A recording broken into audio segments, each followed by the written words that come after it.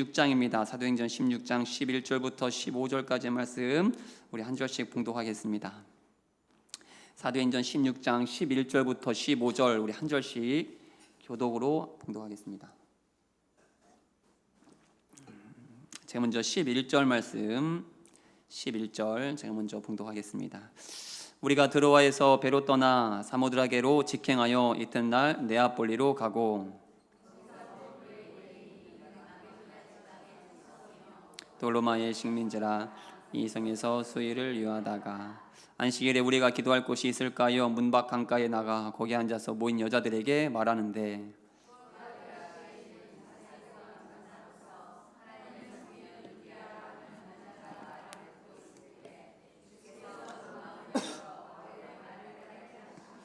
다 경독합니다. 그와 그 집이 다 침례를 받고 우리에게 청하여 이르되 만일 나를 주 믿는 자로 알거든 내 집에 들어와 유하라 하고 강권하여 머물게 하니라. 아멘. 오늘 본문 말씀을 가지고 붙드신 하나님의 손이라는 제목으로 함께 은혜 나누기 원합니다. 저희 부부는 부부싸움을 할까요? 아니면 자주 할까요? 자주 합니다. 그래도 신혼 때보다는 훨씬 점점 더 이렇게 적어지고 아래로 내려가고 있습니다. 감사한 일이죠.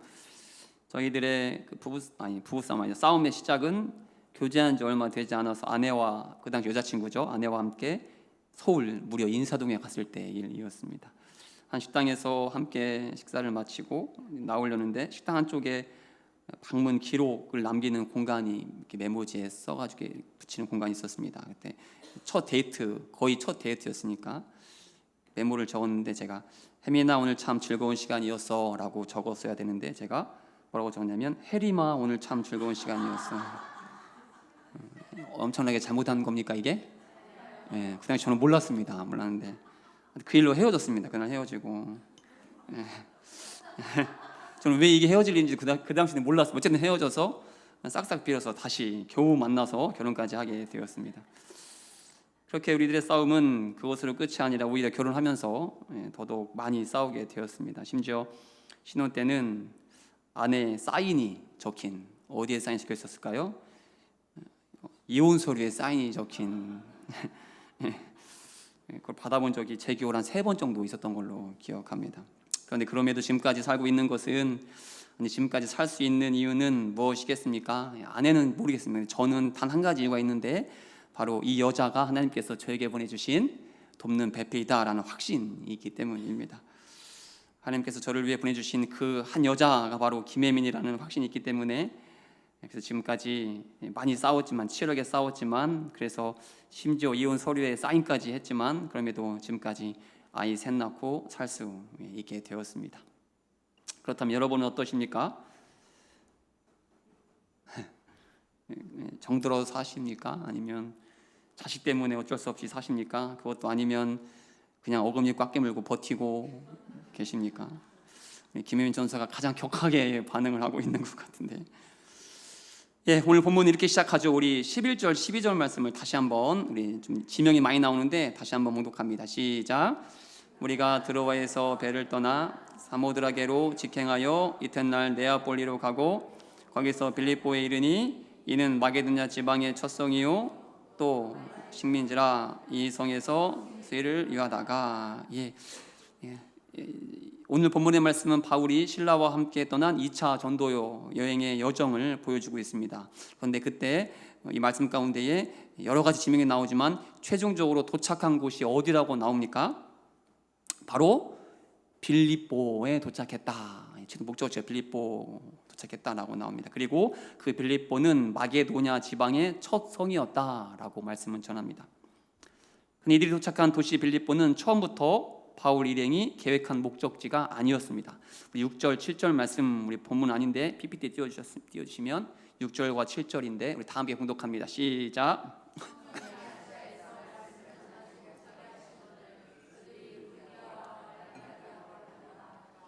자, 앞에 이르러 비두니아로 가고자 애쓰되 예수의 영이 허락하지 아니하시는지라.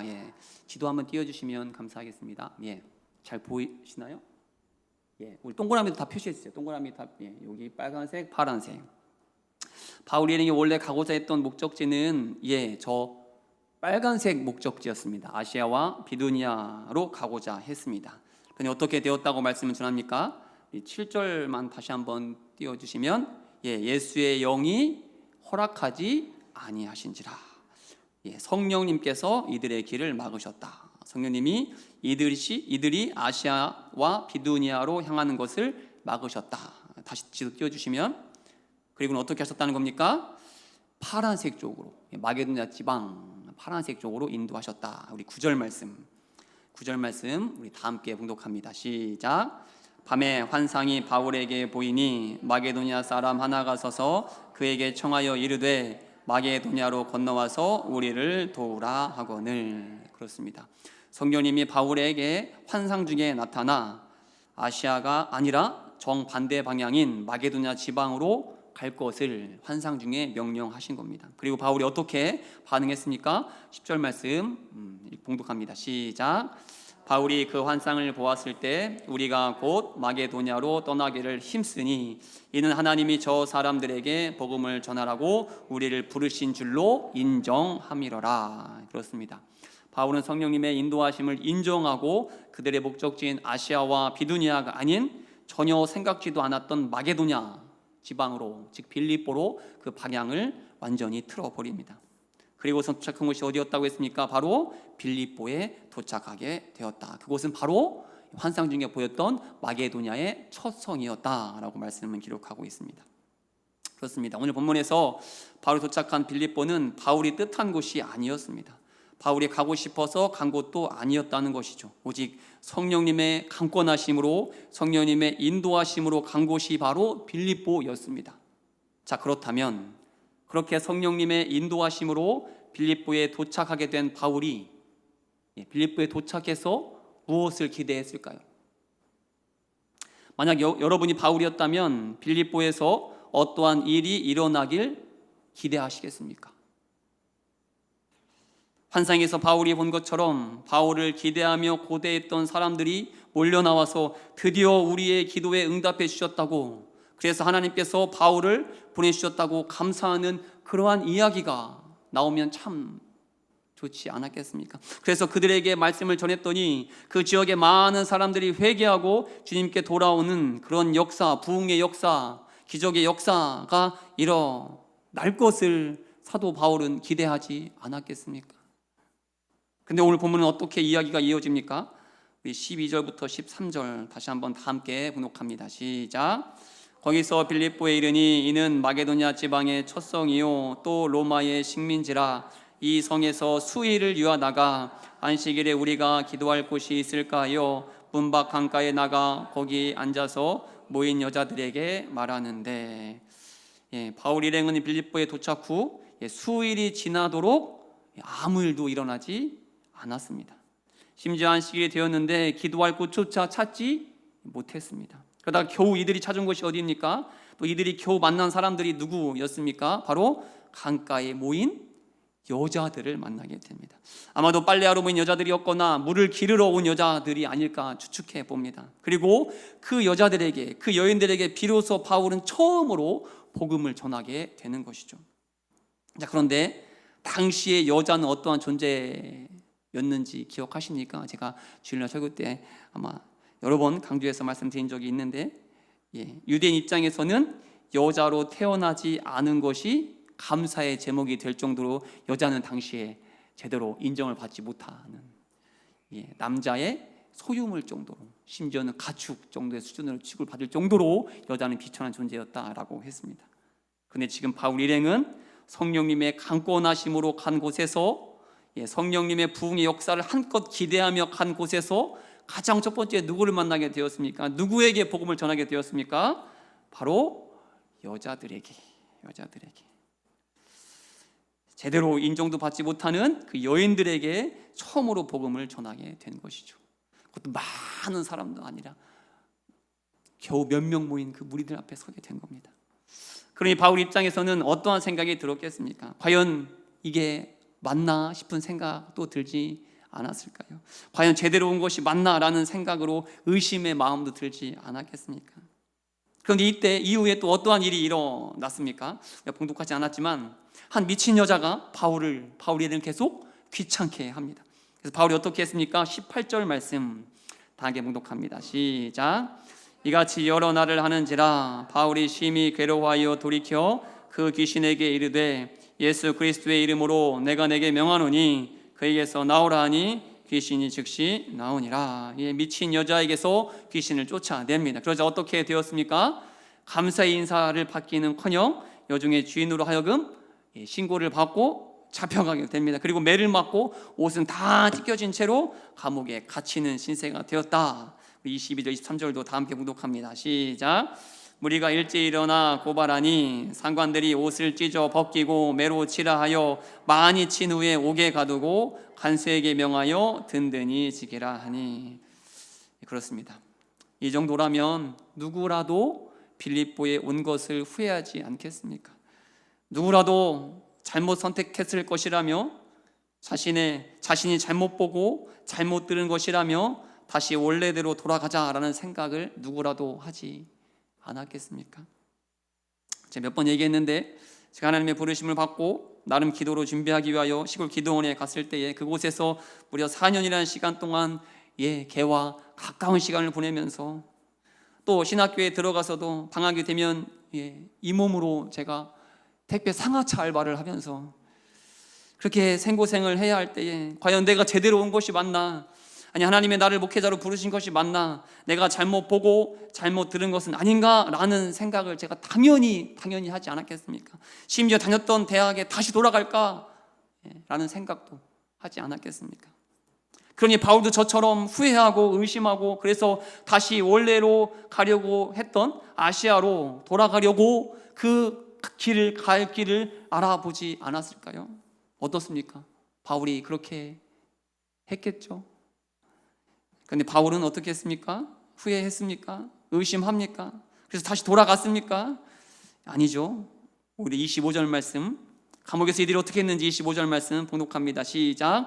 한밤중에 바울과 실라가 기도하고 하나님을 찬송하며 죄수들이 듣더라. 오히려 이들은 여전히 기도합니다.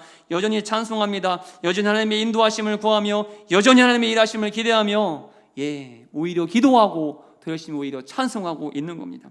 조금의 의심과 후회도 없이 여전히 굳건한 믿음 안에 이들은 서 있었다라는 겁니다. 어떻게 이럴 수 있었을까요? 어떻게 아무런 열매가 없는 상황에서 아니 오히려 매를 맞고 옷은 다 찢어지고 그렇게 고난과 핍박 속에서도 오히려 기도하며 하나님을 찬양하는 삶을 살 수 있었던 것입니까?